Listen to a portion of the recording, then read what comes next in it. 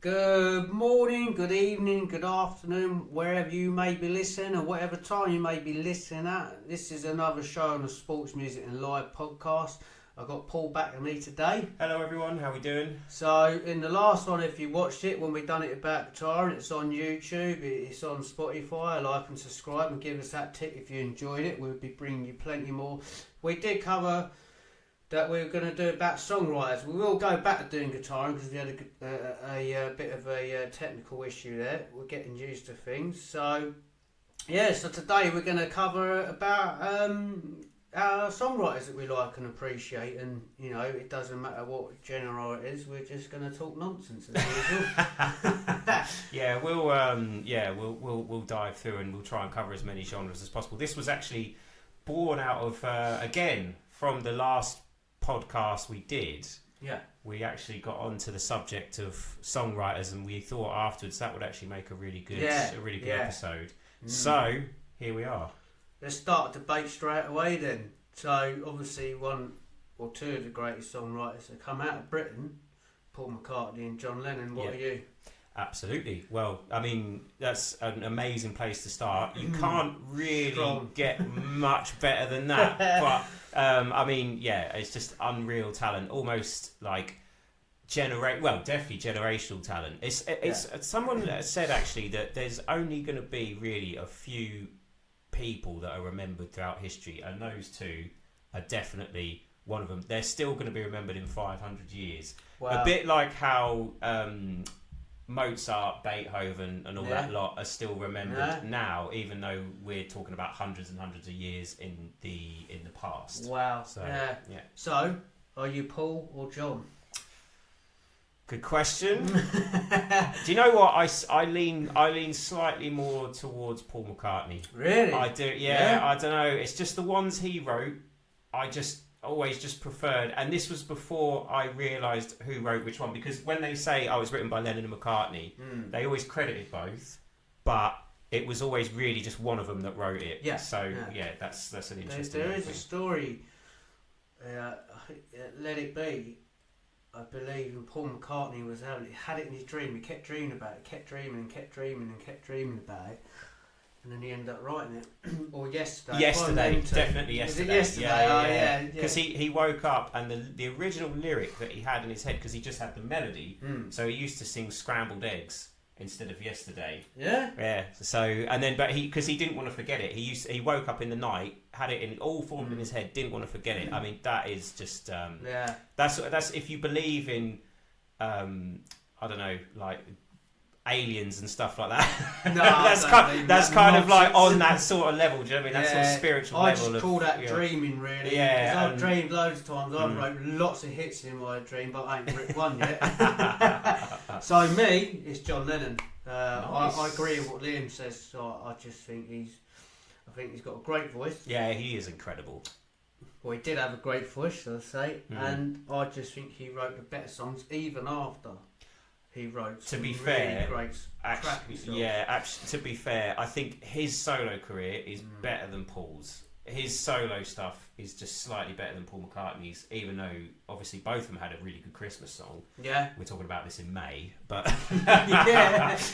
John Lennon for the better. Listen all year round. Yeah. John Lennon had the better solo career for me, or the better solo songs. Yeah. But Paul had the better songs in the Beatles.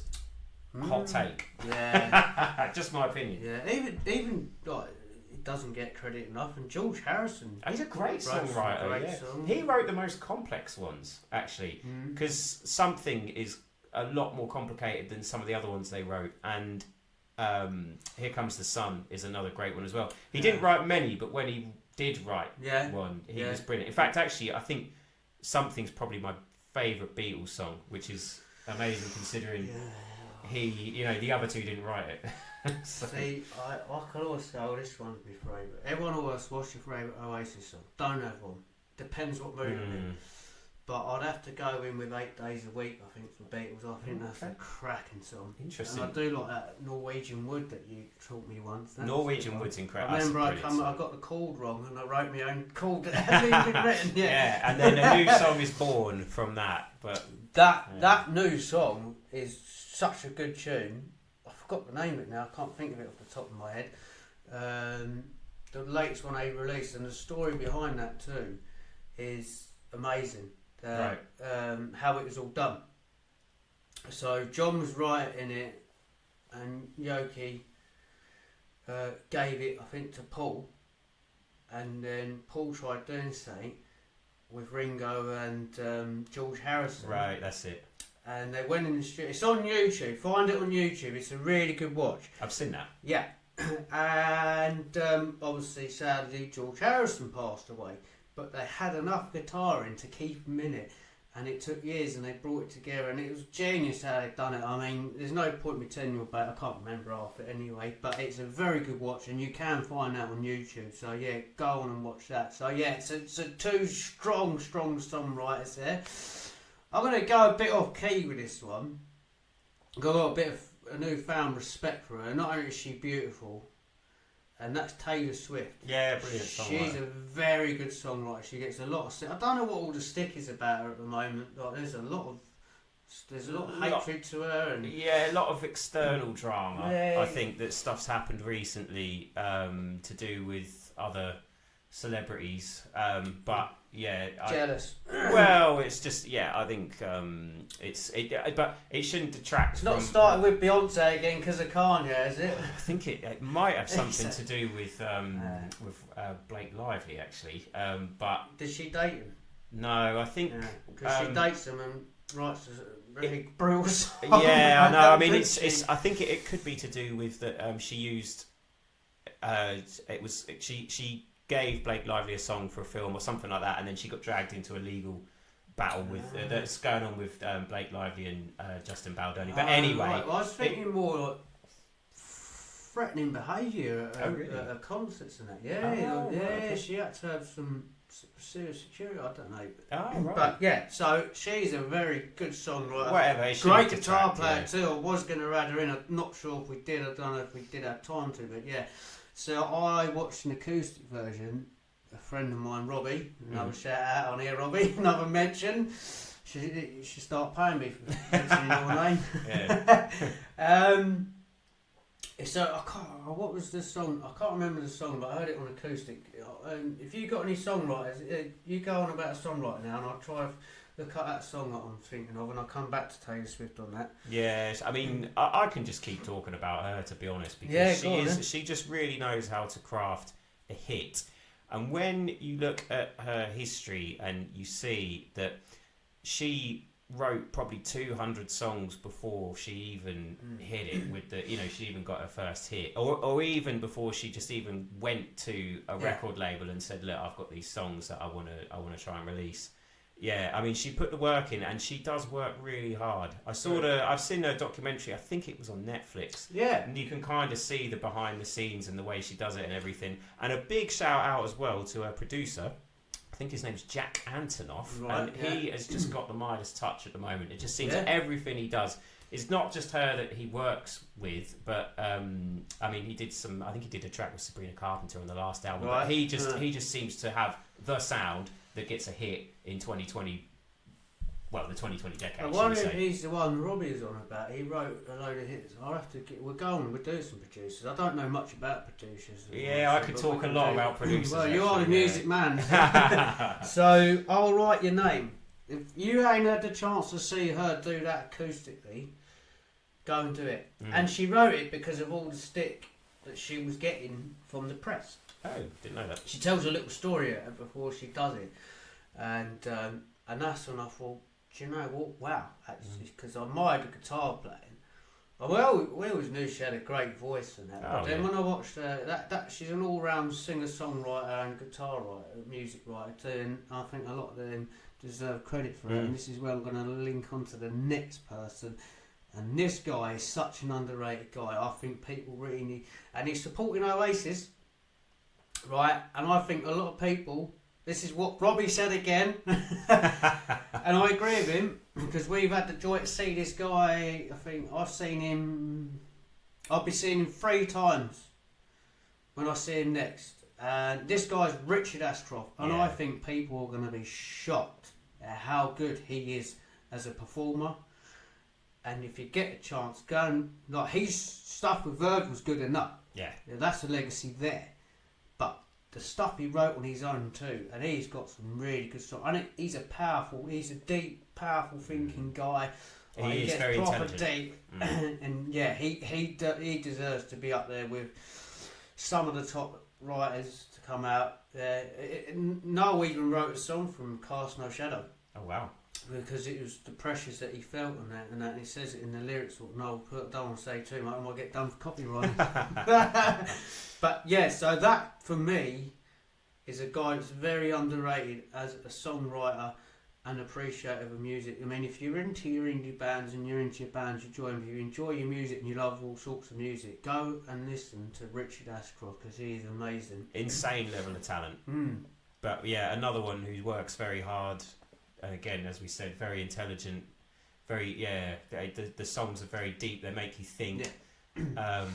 And again, when you watch him perform, he's a really good musician as well. Yeah. Really, really good guitar player. So, and he just has a very good melodic sensibility as well. Yeah, he's very good. So, have you got anyone in mind that you want to mention? Well, the one that popped into my head recently, only because I was talking to a friend who's actually going to see him in Japan, or he's going to try and get tickets to go and see him in Japan, but it's Sting.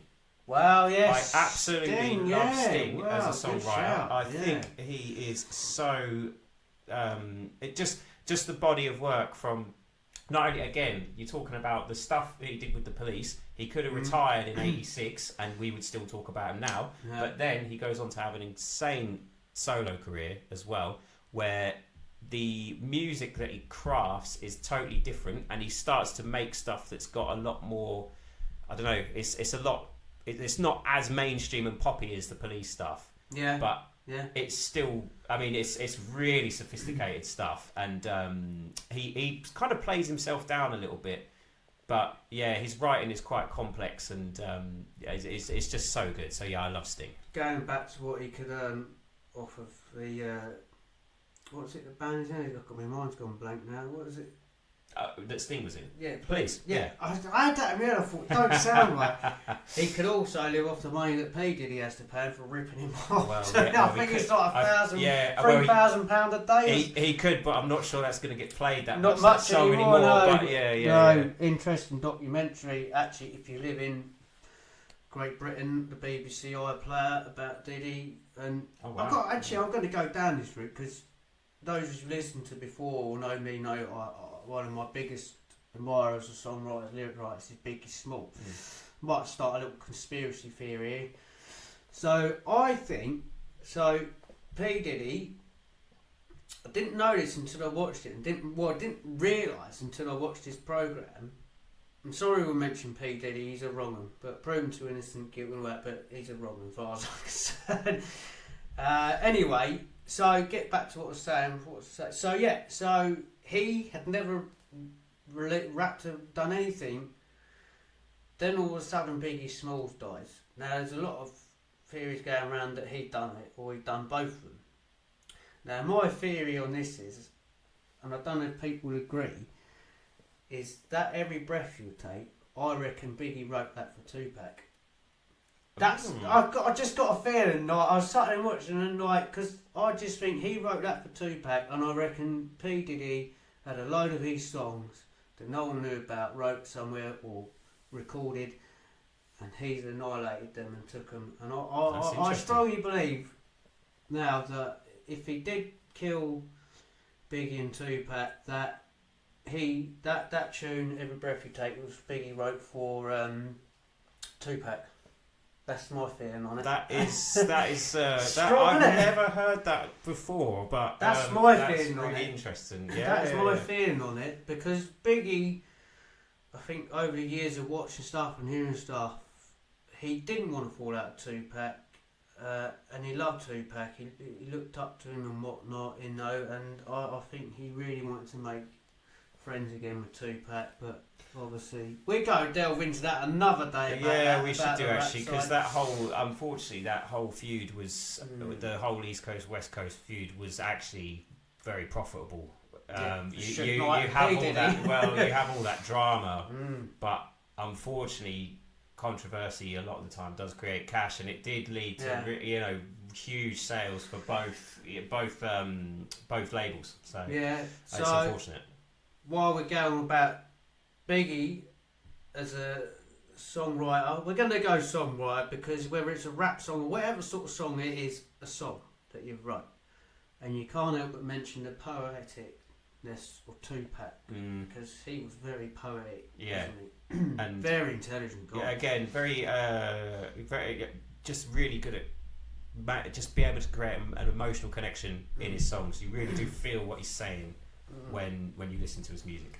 I mean, that Brenda song that he wrote, I believe, was about something he read in a paper. Oh wow! I don't even think he knew Brenda. He read it in a paper, I believe. Oh, I didn't know that. I think that might have been his first one he released. Yeah, that's really cool. Yeah. So we got in, delved into. Right, since we're on the rap one, I've got another one. Like him or hate him, his early stuff was amazing, and Kanye. Yeah, Kanye was you can't knock him. Again, you have to, in my opinion, you've always got to separate the person from the art. Yeah. And you cannot knock how good he was as a lyricist, and also, again, as a producer, as a musician, insanely talented. Yeah. Well. But flawed. I mean, Neo. Yeah. If we're gonna go down like this is winging it. Neo, he's good. Usher had some good songs. I mean, I can't stand him. I think he's a very strange guy, but he did write a lot of songs for Black Eyed Peas, and that's Will I Am. Like, I think he's a bit of he's not my cup of tea. A lot of hits, and again knows how to craft it, or did. Some of these guys as well, they have a limited lifespan for when they're hot. So I think he was very good at crafting songs in the 2000s, the noughties, and then some of the 2010s as well. And he does seem to have dropped off a bit recently, although you could say he might be very busy with other projects as well. Exactly, he's not producing as much anymore, but he's doing something else. But yeah, he was at the time. You can't knock the guy. He was able to craft some really big songs. Yeah, cool. Craig David had to ghostwrite after what Keith had done to him. Yeah. I tell you something, who was that just came to my mind? So this is another fun fact, Robbie, that he showed me in then. Justin Timberlake sings on, what was their first hit, Black Eyed Peas? What's going on in the world? Yeah, that one. I know what you mean. I can't remember the name. Where is the love? Where is the love? There you go. This is why he's on the show. It was sung really well, to be fair. Wasn't Fergie. It wasn't Fergie that sung that. Now, when you listen to it, you're going to hear Justin. You can hear Justin Timberlake. I was like, wow, blew my mind. Is he credited on it? Is he? Because I didn't know that. Not sure. I didn't know. Again, we didn't do our homework on that one because we winged it. We do it raw. We do. So, go on, I've had a few. What have you got any you want to come out with? I do. I'm going to give a shout out to a guy called Greg Alexander. Right. Who, do you remember the New Radicals? Get What You Give? Yeah. I was thinking what song, and I mean, Radio X play it all the time, so it's their biggest hit, wasn't it? I mean, that was kind of their only hit, but this guy he was unbelievable as a writer. Again, another one who's one of my favourite songwriters. So, with that tune, You Get What You Give, that is the one song that The Edge from U2 says he wish he wrote. Really? He says it's that good, wow. And I do completely agree. It's that good as a tune. It's amazing. Now, that whole album, if you get a chance to take a listen to it, is awesome. There's not one bad track on it. There's another tune on there that got used in a film called Someday We'll Know, which is fantastic. That's an incredible tune. It's been covered a few times. I think, again, that was a bigger hit in the States because it was used in a film. And it wasn't that version. It was covered by a singer called Mandy Moore, who's a great singer. Right, she was actually starring in the film. Now, the thing is with Greg Alexander is I think he just got fed up with the fame. So that album didn't do as well as it should have done because by the time it came out, he'd quit. He didn't want to be in the limelight. But he then goes on to write stuff like Murder on the Dance Floor. Yeah. Yeah, So if you listen to it, and also the demos are on YouTube. So if you listen to his version of Murder on the Dance Floor, it's so good. It's like it's got his lazy kind of vocal on it, but it works really well. I mean, obviously the version that came out is the version, and Songwriters Spectre did a great job on it. But send me that link. I will do. It's really really cool. And he wrote a song for Texas as well, which was one of their biggest hits. He's just got a whole list. She wrote all those because she's very anti-men, not in a nasty way, but she's like, wants to do it, girl. We've got to see them live. Actually, really looking forward to that. They got some great tunes, and it was actually watching them on Glastonbury. Obviously, I liked them. A couple of hits, but when I watched them on Glastonbury, I thought, wow, that's a bit of me.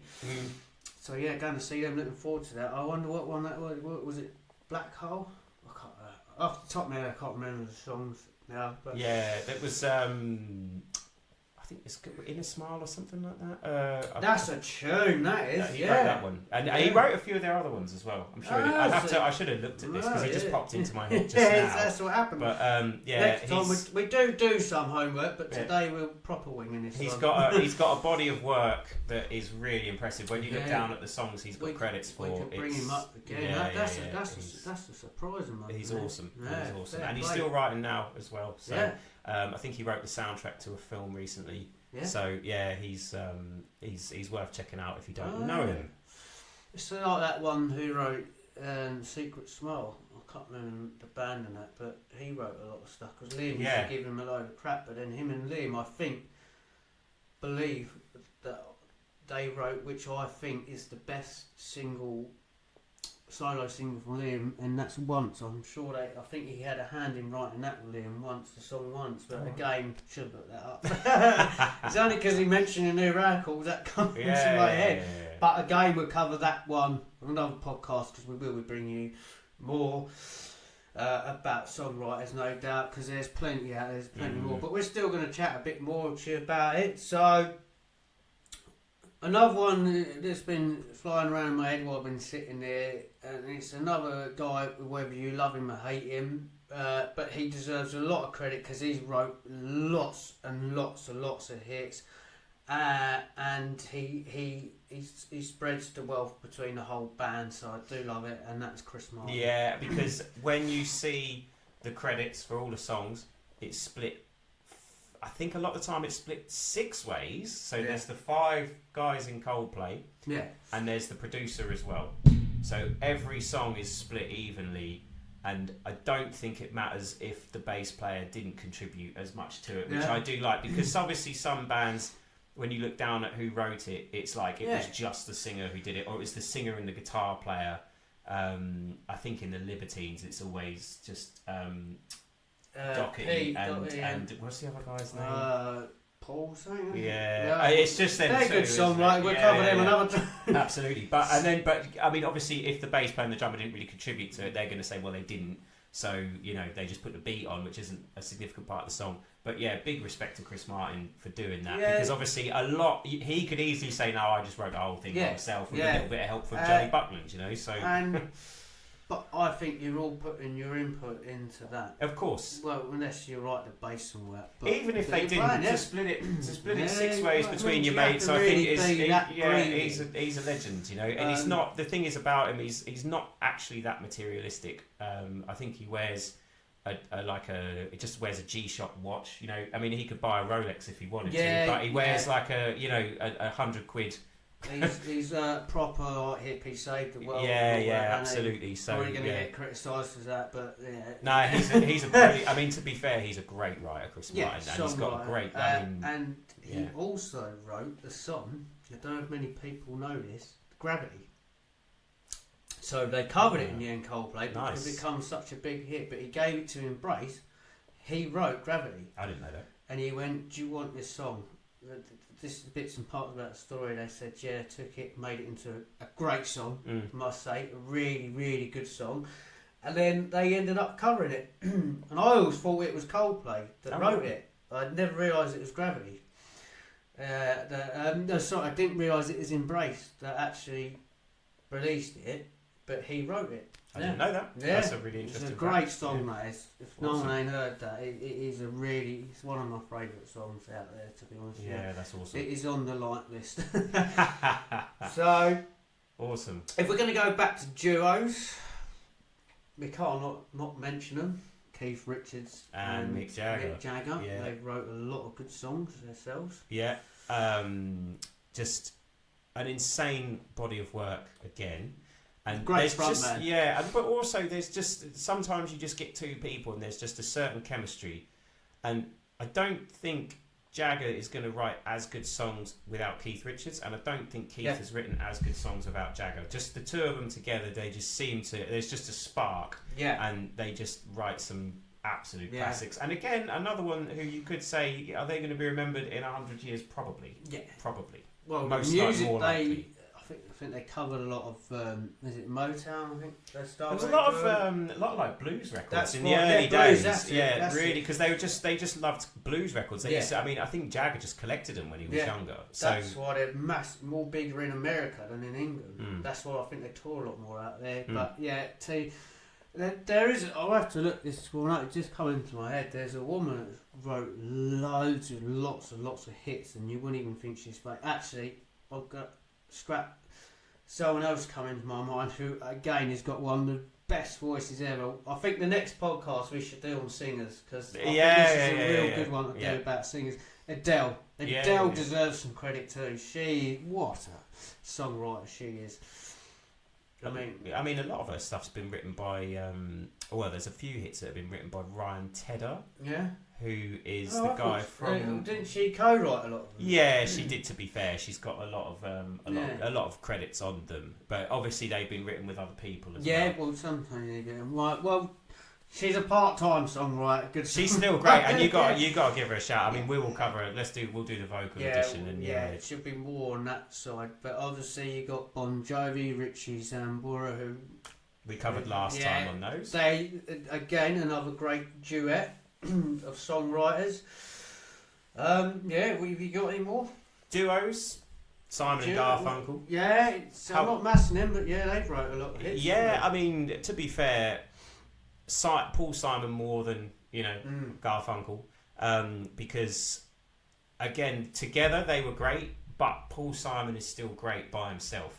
Because his that Graceland album that's insane. Yeah. That is just a brilliant album. Yeah. Another one for you people go and listen to if you haven't heard it. Well, you'll know You Can Call Me Al on that, but it was revolutionary at the time because obviously there was a lot of like African influences on it and stuff, and world music. It's so good. Yeah. And then there's other stuff like I think it's 50 Ways to Leave Your Lover. That's a really good track. Really good record. But yeah. So, also, actually, for duo-wise, I've got to give a shout-out to Hall & Oates. That's a great shout. They're great tunes. Yeah, I mean, they're one of those ones where if you listen to their best of, I pretty much could guarantee you would know at least 10 of the tracks on there. And some people would know all of them. A bit like ABBA. I'm not the biggest ABBA fan, but... If you put ABBA Gold on, and I have to respect it, because if you put ABBA Gold on, you know every single one. Even if you're not a fan of them, you just know every song because they've just been played on the radio and they're so catchy. So there's not one ABBA track of their best of that you don't know. Spoken from a wedding DJ. They're so requested as well. Unbelievable. Even by people our age and younger, you still get people going, "Oh, can I have Dancing Queen?" Yeah. And like again. But it gets people. It makes people happy. So what can you say? Getting on the dance floor, that's what DJs are all about. I tell you what, it's coming to my mind. Who I've mentioned a band. It's probably one of my favourite American bands actually now, and that is the bass player from Motley Crue, Nicky Sixx. He's wrote a lot of massive hits too, because I believe he wrote all of them. Yeah, and again, he's not going to get the credit that he deserves because of how ridiculous his lifestyle was. Yeah. But there's a lot of talent in there, and you've got to have a certain amount of talent to be able to touch that many people with your music, I think. Yeah. So I mean, they were an amazing band, and back in the day. So excuse me. For me, I think when you listen to a song, that's been wrote, not written. I think it has, like, for me, a nice story behind it.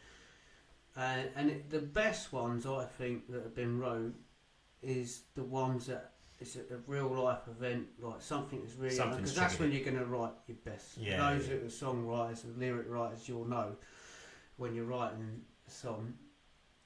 A lot of it's from life experience, but what also is a talent is if you can write a song like I don't know how to explain it, like a myth, a story that ain't even happened. Yeah, that's still very talented and creative to do that. But I think the powerful ones are the ones that's meant something to someone, and you feel that emotion when you hear them singing it. A life experience, yeah, for sure. I mean, if you're thinking about people that wrote stuff based on a book or a myth or something like that, I think you've got Kate a little Bush. story in their head is what I'm thinking. Oh, yeah, because what Kate Bush wrote one on a story. Wuthering Heights, I think. Oh, right, yeah, it's based on a book she read. Right. So, and it's a great song, to be fair. Really unusual. A couple of the biggest ones. The one that was covered too, the Hounds of Love's a great tune. And that, obviously that famous one that was on that TV programme. Running Up That Hill. Yeah, that's a good song. It is a great track. So, yeah, they covered some good artists there, I think. Can't really think of any off the top of my head at the moment. Have you got any more? Oh, I could go on all day. So I'm gonna. We will save some. Yeah, I really do have to respect people that also write stuff for other artists as well, as well as having a solo career. So I've got to think about people like Bruno Mars. And he's got to be mentioned, he's also. I mean, he popped into my head because we mentioned Adele. And they did write a tune for Adele, and it became quite a big hit. He is actually helped a lot by the guys he has around him. So he was in a trio of songwriters with a guy called Philip Lawrence, and there was a guy called Ari Levine, I think was the original three. No relation to the guy from Maroon 5, Adam Levine. But just happened to have the same last name. But yeah, they wrote not only a lot of stuff for themselves, but they write stuff for, like, they wrote "Forget You" by CeeLo Green. Oh yeah, I knew Bruno had a hand in that. They wrote the whole thing. What's CeeLo Green? Yeah, I forgot about him. Yeah, absolutely. But yeah, they wrote the whole song. I think they wrote a couple for him, didn't they? In the end, I think his two biggest hits was wrote from Bruno. I believe. I don't know. I know that they definitely wrote "Forget You," and yeah, he's written a lot of stuff for other people. There was another one. That one that was a billionaire. Yeah, he has so wrote bad. That was written by him. What's it? The latest one from Miley Cyrus that they written. She ripped off, but she said it was. Well, funnily enough, that Philip Lawrence. So that he doesn't write with Bruno anymore. So they changed one of the members, Ari Levine. He left the original songwriting team, and then I think it was a guy called. I think it was Chris Brody Brown or something like that. I could have his name wrong. We'll look this up. Yeah, we should have done. But anyway, then that Philip Lawrence leaves, and I think he's just kind of doing it with the other guy and someone else now as well, because he wrote that last album with Anderson .Paak, that the Silk Sonic record, which is really good. But yeah, anyway, so that Philip Lawrence, he sold his publishing recently to a company, and they are going to try and sue Miley Cyrus because they allege that she's copied the lyrics. In my opinion, it functions more of like an homage. So if she uses that, or her team use that defence in court, they should get off of it, because it's not close enough to the original, if that makes sense. The one I was actually on about is I Should Have Brought You Flowers. I think it's such a good song. Yeah. Sad, but very good song. But you mentioned that Maroon 5. I was going to mention him again if you're into pop music, and I think he deserves a bit of credit too, because he's wrote a lot of hits. Actually, and again, I think he goes for other people too. Yeah, and same with again for pop music with Charlie Puth. He's another one who great solo career.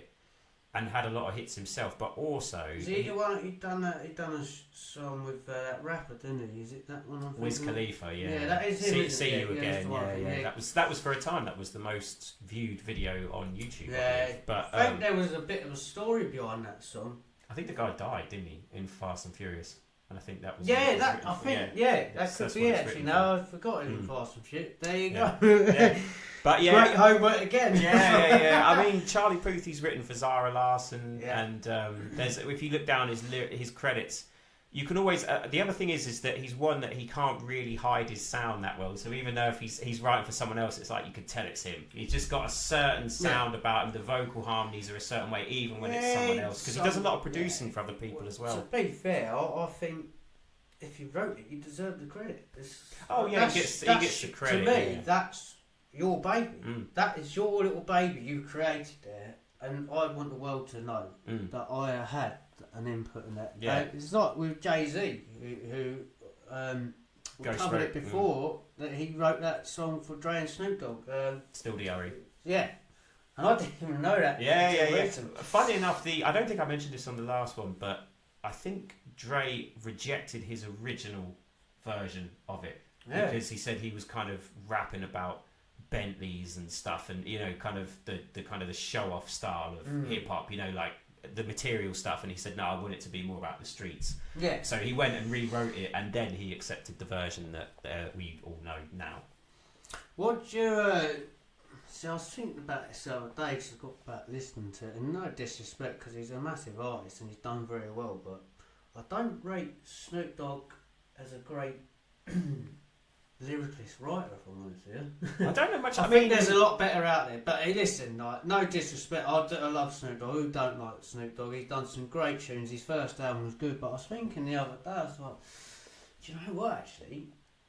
I don't know if you're as good as what I would love you to be. Don't come after me, Snoop Dogg, will you? I don't know, that Doggy Style album is that's great. Yeah, fantastic. that was good when awesome. he first come on, but some of the other stuff he's done, and he charges a fortune to come on songs, and why not? Oh, does he? It's a household name. Why not? His voice, it come from nothing. Yeah, and his voice is very recognisable. Yeah. So if you want that on your track, you've got to pay for it. But yeah, you can't, no disrespect, you can't help but love Snoop Dogg, but lyric-wise, I think he's not up there with the top rappers. And I think that's fair. I think if you did do a top 10 list, he probably wouldn't be in it. He definitely wouldn't be in the top 5. He might creep in some people's lists, but yeah, I think real die-hard kind of hip-hop heads, they're probably not going to put him in. They might, but again, maybe just through influence and impact, but maybe not as like pure lyrical skill. So I think you're onto something there. Yeah. So, you got any more you want to mention, or should we save for another day? Might save for another day. Yeah. There's no one else that's there's plenty more that spring to mind. You could do, but we may need to split this into. Yeah. Well, we're going to be bringing you. Like I explained before. So we've gone down another platform. So we did do we done one about rappers that was on Spotify, but that's come off now. But I can re-release all them. So we're going to do rappers too. If not, we'll redo that one because now we're on YouTube and all that. At the time it wasn't on YouTube. We found another route. Blah blah blah blah. Or we'll mime it. Yeah. So we will be covering stuff. So this one, obviously, we thought we'd do it about songwriters. So the next one we'll do it about singers. Just pure vocal ability. Lead singers, lead front men. Or we could maybe do front men. I'll guarantee you that's going to come in. So thanks for listening to another show on the Sports, Music and Life podcast. You've been listening to me, Geezer. And me, Paul. Give us a like, subscribe, comment, all that good stuff. And we'll be bringing you a lot more. Thank you very much for listening.